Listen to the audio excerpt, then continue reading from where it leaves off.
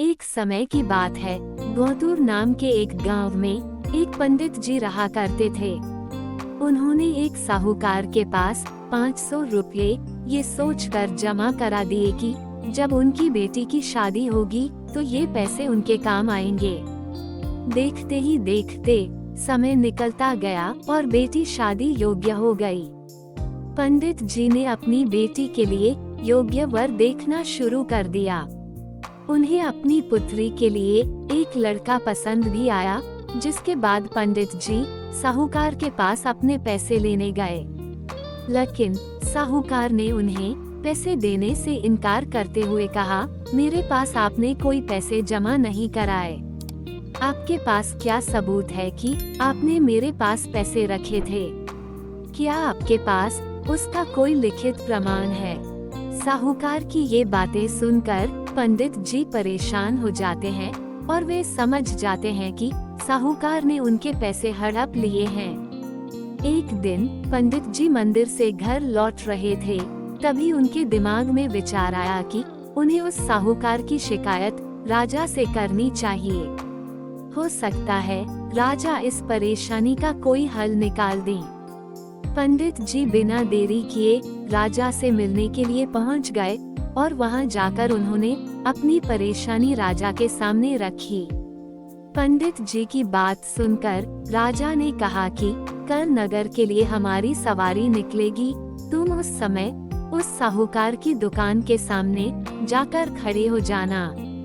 राजा की बात सुनकर पंडित जी अपना झोला उठाकर घर को निकल गए। अगले दिन राजा की सवारी निकली। नगर वासियों ने उन्हें फूलों की माला पहनाई व आरती उतारी।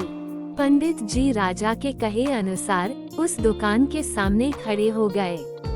राजा की सवारी साहूकार की दुकान के सामने आई तो राजा ने पंडित जी को देखकर प्रणाम किया और उनसे कहा कि आप यहाँ क्या कर रहे हैं?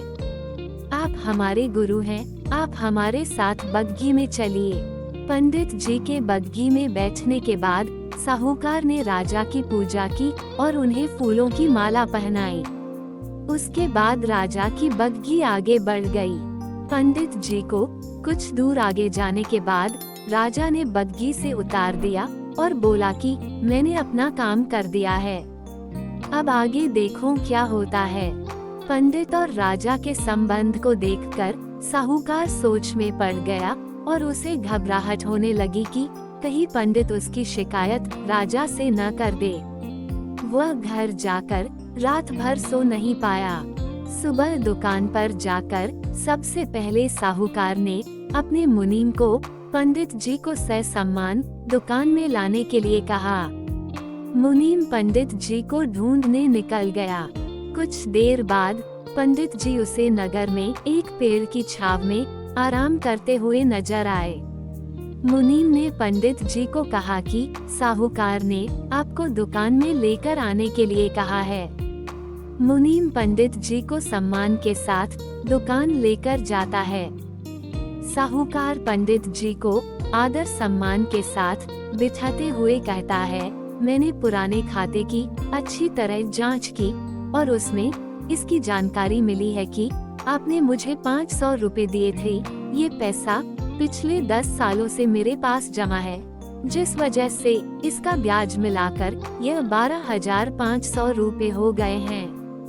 फिर साहूकार उन्हें 13,500 रुपए देते हुए कहता है कि आपकी बेटी मेरी भी बेटी की तरह है, तो ये 1,000 रुपए मेरी तरफ से उसकी शादी के लिए हैं।